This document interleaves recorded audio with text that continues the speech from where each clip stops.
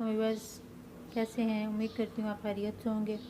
आज हम जो रेसिपी बनाने जा रहे हैं वो है साग वाला पराठा। इसके लिए हमें जिन चीज़ों की ज़रूरत है वो है खुश्क आटा, साग, गुंदा हुआ आटा, ये चंगेज़ जिसमें हम रोटी सर्व करेंगे, और हमें घी चाहिए और तवा चाहिए। तो चलिए बनाना स्टार्ट करते हैं। ये घी भी हमने अपने पास जो है वो रख लिया है। अब हम बनाना स्टार्ट करते हैं। मैं सबसे पहले बिल्कुल छोटे छोटे पेड़े जो बना लूँगी। तो चलिए बनाना स्टार्ट करते हैं। बिल्कुल थोड़ा सा आटा चाहिए और इसी तरह हम दो जो है छोटे छोटे पेड़े जो है वो बना लेंगे।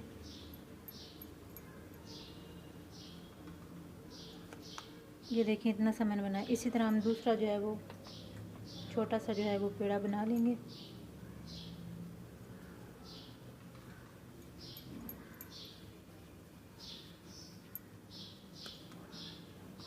ये मैंने दो छोटे पेड़े बना लिए हैं।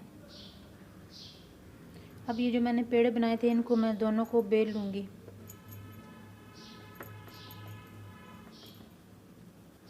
ये एक मैंने पेड़ा बेल लिया है, इसी तरह से मैं दूसरे पेड़ों को भी बेल लूँगी।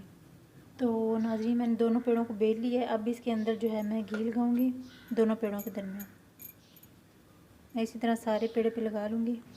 ये घी मैंने दोनों पेड़ों पे लगा लिया। अब इनके ऊपर मैं साग लगाऊंगी। ये देखिए इसी तरह से हमने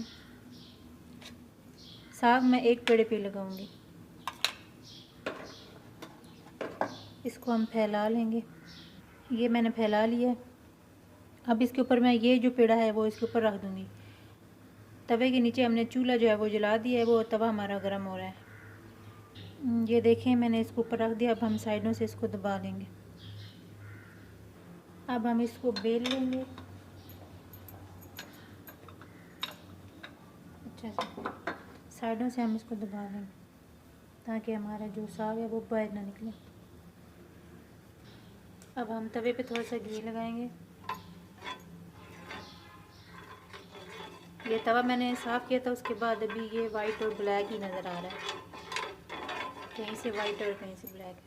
तो हमने तवे पे घी लगा लिया। अब मैं रोटी को बेल के जो साग वाली हमने बनाई है उसको तवे के ऊपर जो है वो डालूँगी।